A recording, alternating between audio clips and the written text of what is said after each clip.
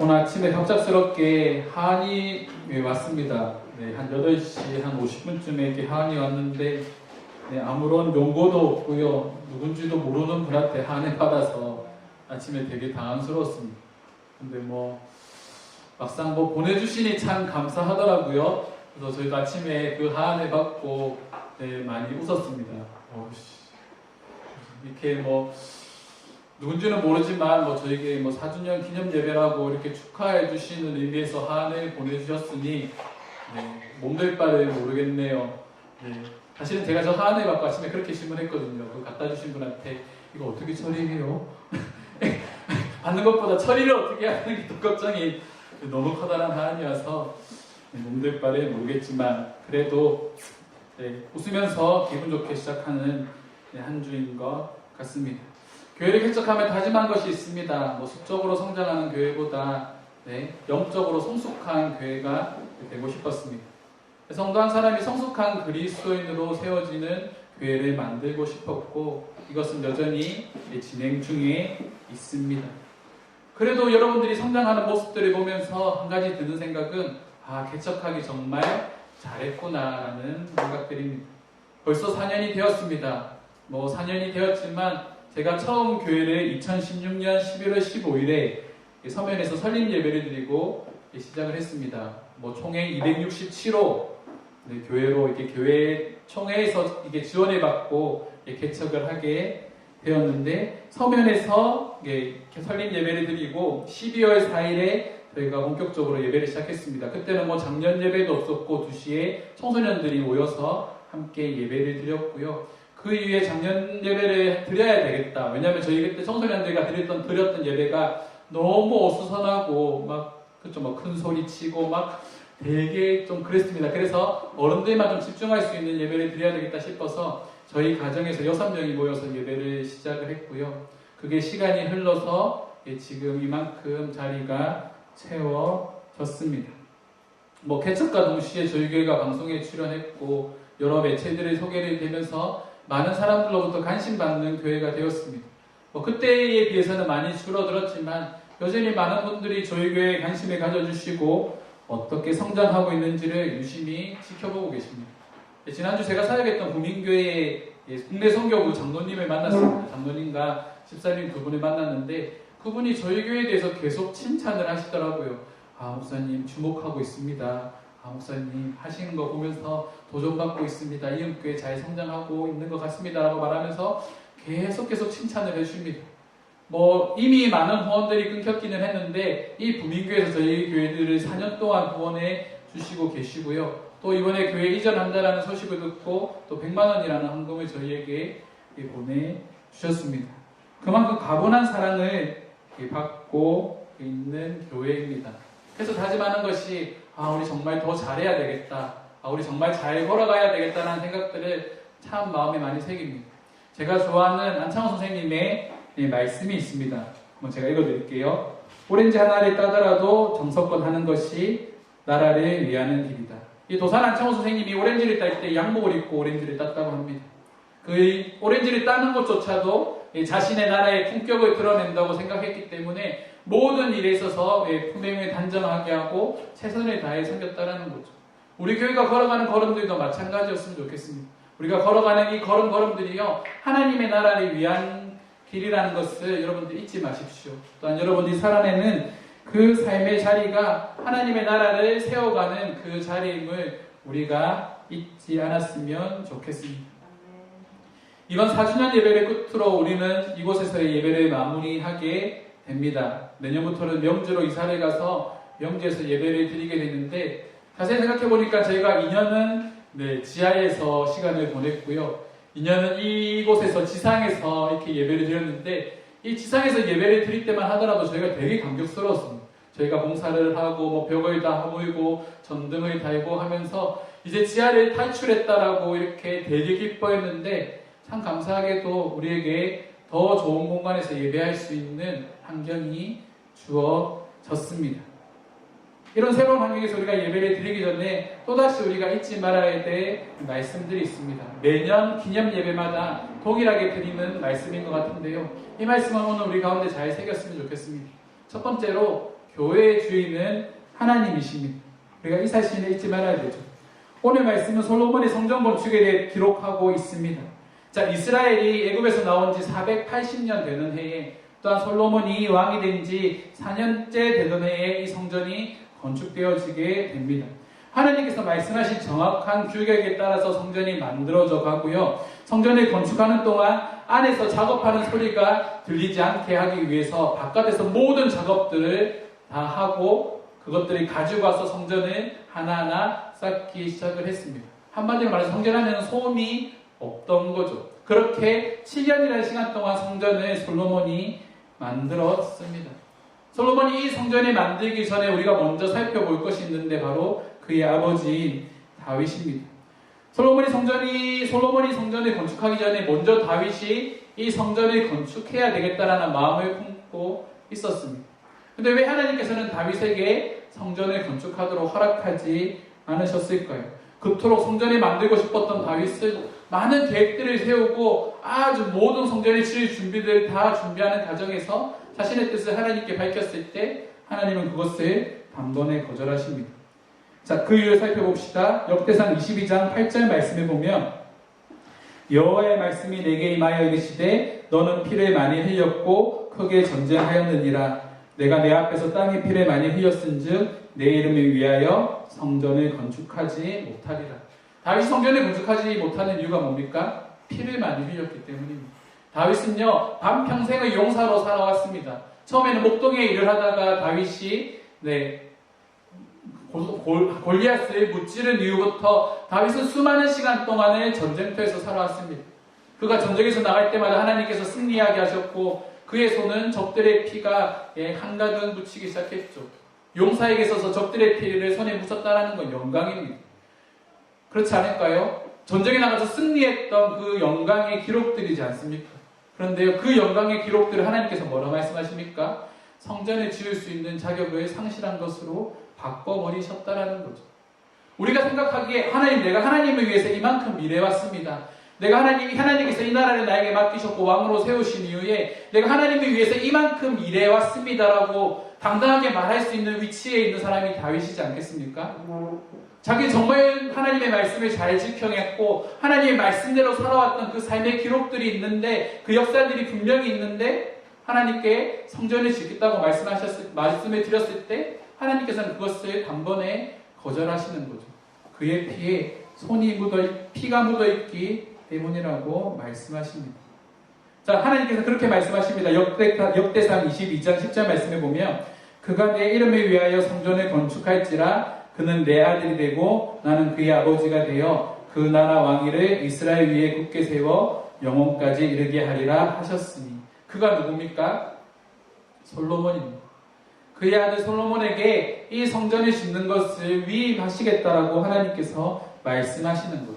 그가 나의 아들이 되고 그의 아버지가 되어 그 나라 왕위를 이스라엘 위에 굳게 하겠다라고 말씀하십니다. 자신에게 성전을 건축하도록 허락하신 것이 아니라 그의 아들인 솔로몬에게 성전을 건축하도록 하신 거죠. 어쩌면 이스라엘 역사상에서 이 성전을 건축한다는 건 가장 영광스러운 일일 줄 모릅니다. 사람들은 그렇잖아요. 그 영광을 누가 취하고 싶습니까? 내가 취하고 싶은 거죠. 대통령들도 마찬가지겠죠. 자신이 대통령이 되었을 때 자신이 뭔가 큰 업적을 남기기를 원하는 것이 그 대통령의 마음이지 않겠습니까? 저 또한 마찬가지입니다. 저도 이 교회를 세워감에 있어서 뭔가 사람들에게 기억되어지고 뭔가 사람들에게 이음교회 하면 이음교회는 이런 교회구나라고 인식이 새겨지기를 원하고 있습니다. 듣고 싶은 말은 이음교회 정말 살아있는 교회네, 하나님 정말 사랑하는 교회네 라는 그런 이야기를 듣고 싶은 거죠.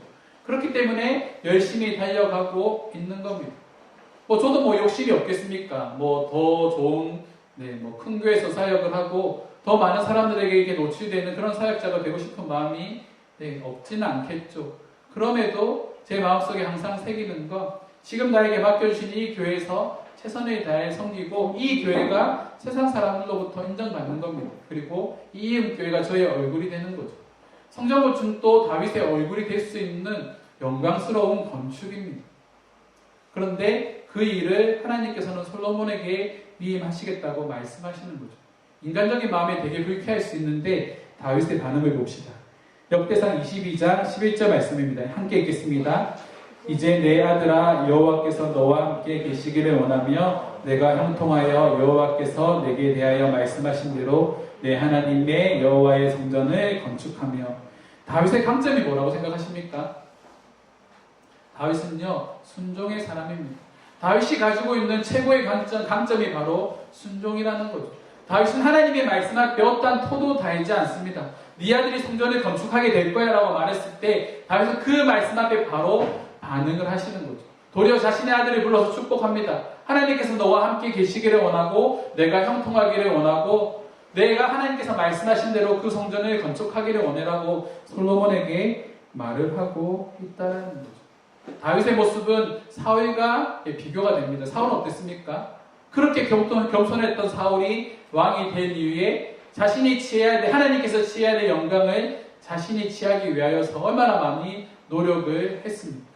다윗이 등장하게 되었을 때 다윗의 인기가 자신보다 높아지는 것을 보고 다윗을 죽이려고 했고 마땅히 제사장이 드려야 되는 그 제사의식을 스스로 행함으로 하나님 앞에 완전히 버림받게 되었습니다. 그런데 사울의 시작은 겸손이었다는 거죠. 겸손한 사람도 변할 수 있다는 겁니다. 그래서 마음을 유지하는 것이 지켜내는 것이 참 많이 어렵습니다. 하지만 다윗은 그것을 행하는 거죠. 하나님께서 그런 말씀하지 않습니까? 하나님 앞에 제사를 드리는 것보다 하나님의 말씀에 청종하는 것이 더 낫다라고. 다윗은 그런 강점을 가지고 있는 사람입니다. 자신의 생각보다 하나님의 생각을 우선시하는 그런 왕이 바로 다윗이었습니다. 그래서 다윗이 통치하던 시대는요 철저한 신정국가입니다. 신정국가가 뭡니까? 자, 이스라엘 왕이 누구인 국가인가요? 하나님이 왕이신 국가인 거죠. 다윗은 하나님의 왕의 대리인으로 서 있는 그런 사람이었습니다. 자신 또한 하나님 앞에 종이라는 생각을 가지고 하나님께서 말씀하시는 대로 이스라엘을 이렇게 통치하고 이끌어가는 사람이 바로 다윗이었다는 거죠. 그것이 다윗이 가지고 있는 최고의 강점이고 다윗이 하나님께 보여준 순종의 모습입니다. 저와 우리 이음교회와 저와 여러분들이요 그런 사람이 되었으면 좋겠습니다. 하나님 앞에 철저하게 순종하는 사람, 하나님의 말씀에 귀를 기울일 수 있는 사람이 되었으면 좋겠습니다. 그렇게 할 때 우리가 스스로 하나님을 우리의 왕으로 인정하는 것이죠. 우리가 하나님의 말씀을 듣지 않고 그분의 말씀에 따라 행하지 않는다면 우리는 하나님의 왕으로 인정하지 않는 겁니다. 왜냐하면 왕의 명령은 절대적인 것입니다. 그 절대적인 명령을 내가 지키지 않는다? 우리는 그렇다면 우리는 그분을 왕으로 인정하지 않는 거죠. 우리 교회의 주인은 하나님이십니다. 그래서 우리 교회는요 철저하게 하나님의 말씀에 따라 걸어가야 합니다. 때로는 우리의 생각과 하나님의 생각이 다를 때 우리는 어떻게 해야 되겠습니까?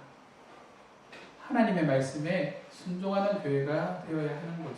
사랑하는 성도 여러분, 그런 순종하는 교회가 되었으면 좋겠습니다. 자, 하나님께서 다윗에게 그런 뜻을 보여주셨을 때 하나님께서 다윗에게 이런 말씀을 하십니다. 자, 22장 13절 말씀입니다. 그때 내가 만일 여호와께서 모세를 통하여 이스라엘에게 명령하신 모든 규례와 법도를 삼가 행하면 형통하리니 강하고 담대하여 두려워하지 말고 놀라지 말지어다. 이 말씀은요 하나님께서 이스라엘 백성들에게 끊임없이 하시던 말씀입니다. 너희가 강성한 나라가 되기 위해서 하나님의 나라가 되기 위해서 너희는 내 말씀을 다 지켜 행하라. 이 규례를 다 지켜 행하고 그대로 행하면 너희가 형통하게 될 것이다. 끊임없이 이스라엘 백성 가운데 선포하셨던 이 말씀이 자 다윗에게 새겨졌고 이 말씀을 다윗이 또 누구에게 합니까? 솔로몬에게 하고 있다라는 거죠. 자, 오늘 우리가 읽었던 열왕기상 6장 11절 12절 말씀에도 동일한 말씀이 있습니다.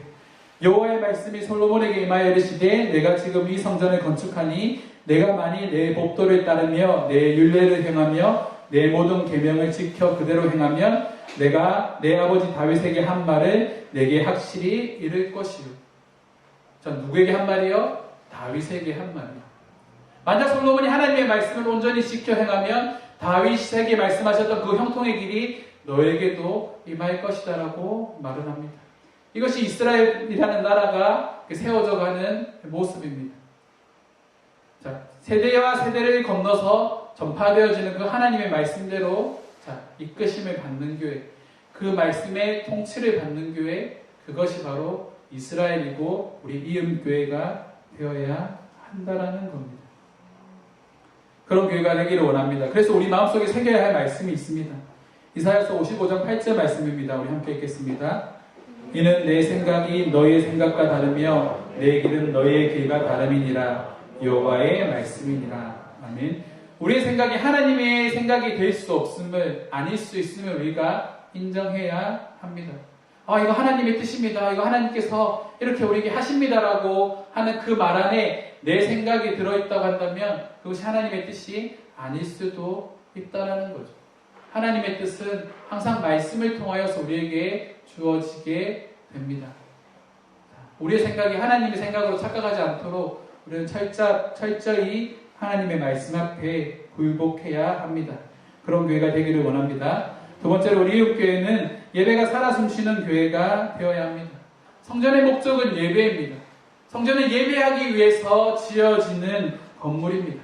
살아계신 하나님의 임재가 있는 곳, 항상 하나님께서 머무시는 곳이기 때문에 가시적으로 볼 수 있는 이 성전을 보면서 사람들은 저곳에 하나님께서 계시구나, 하나님께서 임재하고 계시구나라고 생각을 하게 되는 거죠. 그래서 그 성전을 바라보면서 사람들이 뭐라 합니까? 제물을 가지고 와서 하나님 앞에 예물을 드리는 거죠. 그 당시에는 제사라는 걸 드리지 않습니까? 양을 잡거나 소를 잡아서 하나님 앞에 올려드리는 이 제사의식을 통하여서 하나님을 예배하는 그런 때인데, 이스라엘 백성들은 제물을 가지고 하나님 앞에 나오면서 정말로 하나님이 자신 가운데 임재하심을 느끼고 그것을 하나님 앞에 정성스럽게 내어 드렸습니다. 그래서 그들은 이 제사의식을 통하여서 영적으로 거룩하게 되어지고 다시 일상으로 돌아가서 자신에게 맡겨진 일상의 삶을 살아가기 시작하는 거죠. 그 당시의 성전을 지금의 유형교회라고 말을 한다고 한다면, 자, 우리의 육신은 무형의 교회가 됩니다. 자, 유형의 교회를 통해서 우리가 하나님의 말씀을 듣고 은혜를 받게 되면 우리 무형의 교회인 저와 여러분들이 세상으로 나가서 교회다운 삶을 살아내기 시작할 때 하나님의 은혜가 우리 가운데 일어나기 시작을 합니다. 그래서 교회는 조화가 중요하죠. 유형의 교회와 무형의 교회가 항상 상생해야 합니다. 근데 이런 것들이 많이 깨어진 것 같습니다. 수많은 사람들이 교회를 떠나고요, 교회에서 예배 드리지 않아도 나 가정에서 예배를 드려, 영상으로 예배를 드려, 그렇게 말을 하며 교회를 등한시하는 분들이 있습니다. 죄송하지만 이러한 신앙은 정말로 잘못된 신앙입니다. 하나님은 유형의 교회를 통하여서요 우리에게 은혜 주시기를 원합니다. 하나님은 유형의 교회를 통하여서 우리에게 말씀하시기를 즐겨하시고 우리에게 그 말씀을 통하여서 은혜 주시기를 기뻐하시는 분이십니다.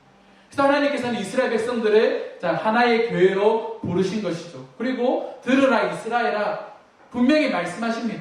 들으라 이스라엘아. 이스라엘이라는 교회를 부르셔서 그들에게 말씀하시는 그 하나님의 말씀이 우리에게 있어야 한다는 거죠. 그것이 지금의 목회자들을 통하여서 이렇게 계속적으로 이어져 오고 있다라고 합니다. 그래서 우리는 주일에 나와서 함께 이 말씀을 듣는 것이 참으로 중요합니다. 이 말씀을 듣고 우리가 은혜를 받아서 다시 한 번 더 내 영적인 에너지, 우리의 영성을 회복하고 다시 한 번 더 세상에 나가서 그 모든 것들을 다 탈진하고 다시 주일에 또 교회에 나와서 다시 회복하는 이것들이 계속적으로 반복되어지는 것이 바로 우리의 신앙생활이라는 거죠. 그래서 우리는 이 두 교회를 온전히 세워가는 것이 참으로 중요합니다. 우리가 세상 가운데서 치열하게 살아갈수록 주일에 드려지는 예배가 은혜로울 줄 믿습니다. 사랑하는 성도 여러분, 우리가 그런 교회가 됩시다.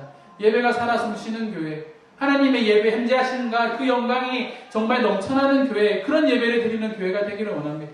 그렇기 때문에 여러분들 마음을 굳게 붙잡으십시오. 내가 어디서든 그리스도인이라는 사실, 예배 잘하는 사실을 여러분들 잊지 마시기 바랍니다. 그리고 그곳에서 온전히 그리스도인으로 살아내는 저와 여러분들이 되기를 원합니다.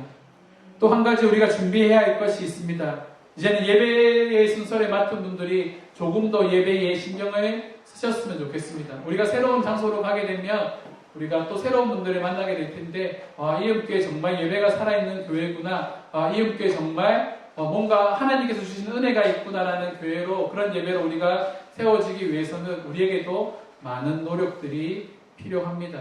예배 순서를 맡으신 분들이 정말 기도로 열심히 준비하셔야 되고, 앞에서 찬양하시는 분들도 정말 미리 나와서 미리 찬양을 완전하게 잘 연습해서 다른 사람이 예배를 드리는데 방해가 되지 않도록 집중할 수 있도록 우리의 실력조차 함께 성장해 가야 합니다.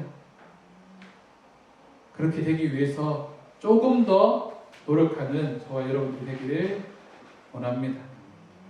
세 번째로 우리 성도의 교제가 살아 숨쉬는 교회가 되기를 원합니다. 새로운 장소로 이전을 하게 되면 아마도 인연이 닿지 않은 분들이 우리 교회에 올 가능성이 높습니다. 그런 분들이 우리 교회에 왔을 때 우리가 어떻게 해야 될까요? 멀뚱멀뚱히 쳐다보고 옛날에 저희가 처음에 그랬거든요. 개척 1년차에 특수가 처음 왔을 때 저희 되게 당황해갖고 막 이렇게 쳐다보면서 어찌할 바를 몰라 했는데 그런 단계가 지나서 우리가 어느 정도 교회 형태를 갖춰져 있는 상태이기 때문에 자, 그런 분들이 우리 교회에 왔을 때 우리가 그런 분들을 따뜻하게 맞아줄 수 있는 교회가 되었으면 좋겠습니다. 그분들이 들어오면, 모르는 사람이 들어오면 먼저 반갑게 다가가서 인사를 하고 먼저 손 내밀어 줄 수 있는 그런 교회가 되었으면 좋겠습니다. 그것이 우리 교회가 가지고 있었던 최고의 강점이었습니다. 그런데 시간이 지날수록 이런 강점을 유지하는 것이 참 많이 어려운 것 같습니다. 왜? 그럴까요? 이미 우리 안에 편안함들과 우리 안에 어느 정도의 관계가 형성되어 있기 때문에 새로운 관계에 대해서 우리가 그렇게 크게 달가워하지 않을 수도 있습니다. 왜냐하면 또 새로운 감정 소비를 해야 되고 또 새롭게 그 사람들을 상대하면서 우리가 해왔던 그런 것들을 똑같이 반복해야 하는 수고가 있기 때문이죠. 하지만 우리가 그런 수고를 기쁨으로 감당해야 합니다. 요한일서 4장 7절 8절 말씀 함께 읽겠습니다. 사랑하는 자들아 우리가 서로 사랑하자. 사랑은 하나님께 속한 것이니 사랑하는 자마다 하나님으로부터 나서 하나님을 알고 사랑하지 아니하는 자는 하나님을 알지 못하나니 이는 하나님은 사랑이시니라. 아멘. 여기서 말하고 있는 사랑은요, 아가페의 사랑입니다. 하나님께서 우리에게 보여주신 아무런 조건 없는 사랑, 우리의 모든 허물도 덮어주는 사랑, 아무런 대가 없이 자신의 아들인 예수 그리스도를 우리에게 보여주신 그 사랑, 그것이 아가페의 사랑입니다. 자, 우리가 그 사랑으로 이웃을 사랑해야 한다라고 말을 하고 있는 거죠. 우리에게 나온 분들을 사랑할 수 있어야 한다라고 말씀하고 계시는 겁니다. 우리가 그들에게 보여주는 그 사랑을 통하여서 그들이 하나님의 사랑을 느낄 수 있도록 우리 안에 하나님의 사랑이 충만해야 합니다. 그 시작이 바로 예배고 그 시작이 우리 교회가 하나님 앞에 정말 기쁨이 되는 교회가 되는 것입니다. 하나님의 기쁨이 되는 교회는 분명한 예배가 살아있을 것이고 예배가 살아있는 교회는 분명히 사랑이 넘치는 교회로 세워질 수밖에 없다라는 거죠. 이런 하나님의 사랑이 충만한 교회가 되기를 주님의 이름으로 축원합니다. 말씀을 정리하겠습니다. 교회가 개척된 지 4년이 되었습니다. 변하지 않는 것 참 많이 어렵습니다. 변질되지 않는 것은 더 어렵습니다. 하지만 변하지 않고 변질되지 않는 것이 진정한 영성일 줄 믿습니다. 세상 사람들이 우리에게 기대하는 교회의 모습, 사랑이 넘치는 교회, 정말로 하나님을 사랑하는 것처럼 느껴질 수 있는 그런 교회가 될 때 우리 교회가 더욱더 성숙한 교회가 될 줄 믿습니다. 성숙한 교회 안에 성숙한 성도가 있고 성숙한 성도를 통하여서 하나님의 은혜가 이 땅 가운데 흘러갈 줄 믿습니다. 사랑하는 성도 여러분, 그런 성도가 되어 주십시오. 우리 옆에 계신 분께 그렇게 고백합시다. 성숙한 성도가 됩시다. 자, 성숙한 성도가 됩시다. 한번 고백할까요? 네, 우리 한번 크게 웃어주는 연습 한번 해보도록 하겠습니다. 옆에 분들 바라보시고 한번 웃어주십시오. 너무 많이 웃어서 이 눈가의 주름이 사라지지 않는 교회가 되었으면 좋겠습니다. 자, 우리의 최고의 뭐라고? 네, 최고의 성형은 눈웃음이라고 저는 생각을 하거든요. 아까 우리 했던 찬양 한 번 더 고백합시다. 진정한 예배가 숨쉬는 교회.